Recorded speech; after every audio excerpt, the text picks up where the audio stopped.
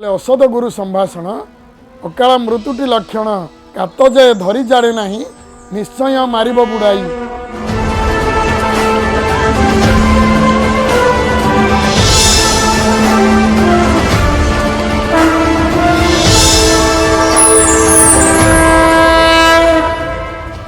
हरि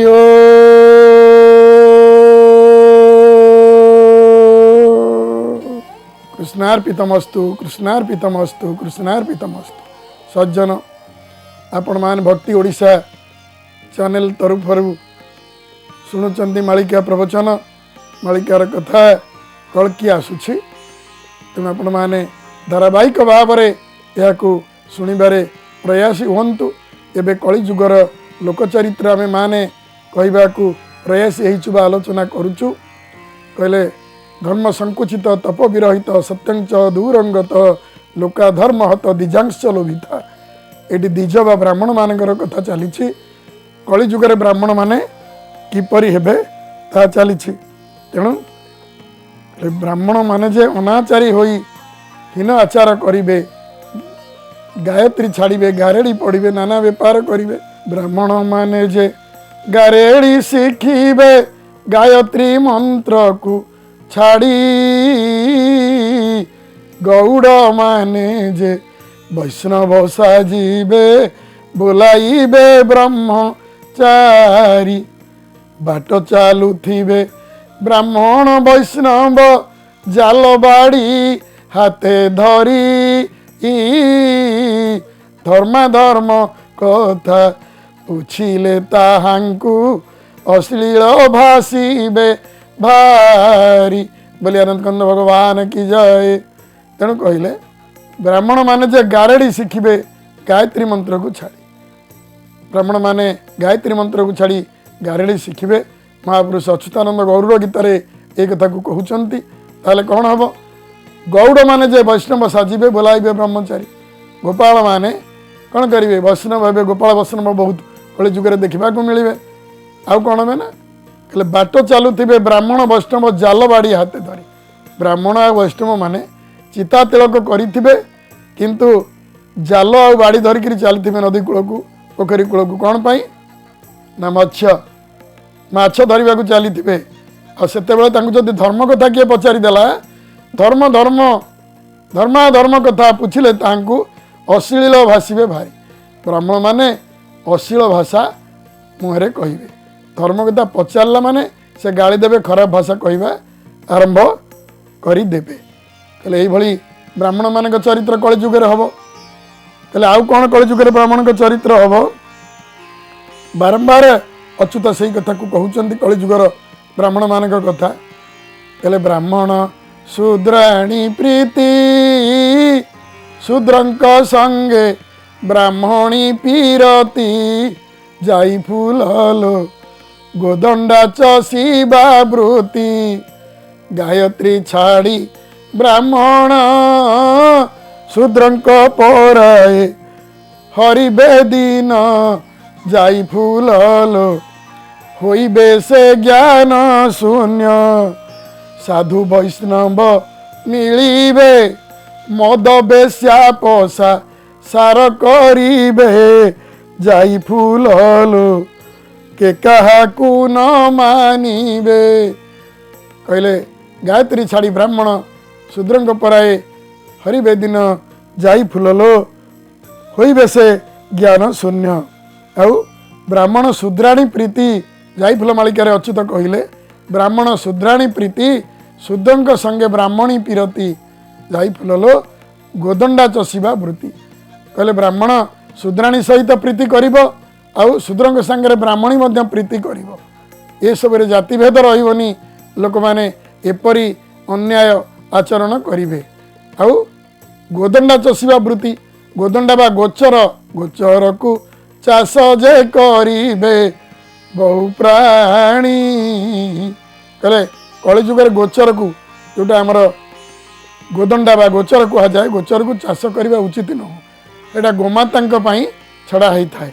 एबे लोक आ गोचर मानु ना चाष करी गोचर मान को अधिकार करी लोक घर द्वारा चाष जमी कर तथापि अन्न अंटू ना।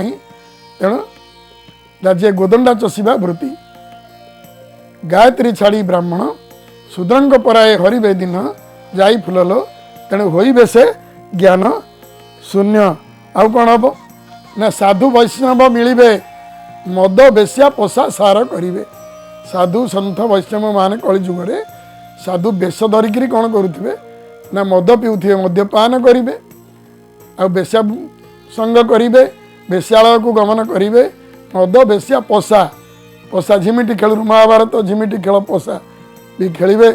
आजिकल तो आपण मैंने देखुं जुआ खेल होही पोषा खेल खेलिकी ताश खेली तादर टंका पका हो सुना रूपा पका हो तेणु ये हूँ जुआ खेल तेणु मद बेश्या पोषा सार करेंगे जाई फुललो तेणु कौन करेंगे ना थोके हईजार मरीजे कहले एमती कले बहुत हईजा रोग आसब लोक मैंने तादेह मरवे मृत्युवरण करेंगे। मालिका एक कथा कहते पुणी कौन कहते गुरु हेबे ब्राह्मण मैंने कहे आम गुरु गुरुंकर ज्ञान न थाई समस्ते गुरु हो पारे ना कहले शुणा शुणी भावे गुरु बोलाइबे संप्रदाय ज्ञान नथिब नाना जाति नाना तिलक करिबे गुरु धर्म नाश जीव। कहले पंचसखा ग्रंथ पाई मने टेक दम्भपण आचरिबे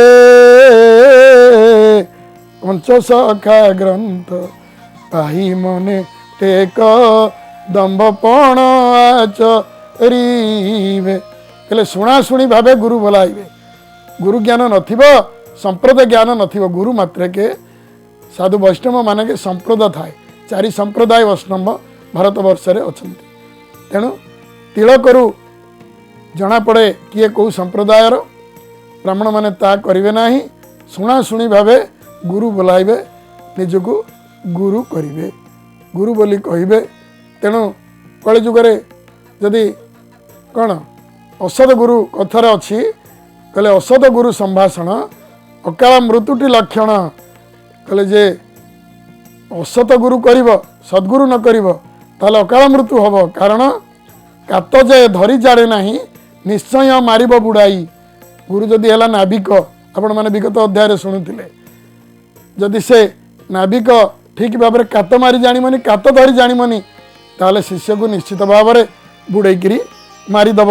तेणु ये सज्जन लोका धर्म हत दिजांश लोभिता तेणु कलि जुगरे ब्राह्मण माने अत्यंत भाव में लोभी हे लोभी है कौन करेंगे ना मिछ कही कपट करी कपटे हरि नेबे धन तेणु कपट करी एमाने परधन पर द्वारा हरण करेंगे।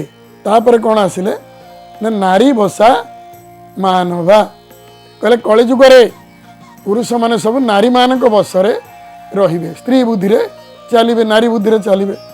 कहले चंद्र किरण लुचिब आकाशे पुरुष रहिबे नारी बसे दिवसरे देखा जीव नक्षत्र जानिबु किछि हेब छिनि छत्र।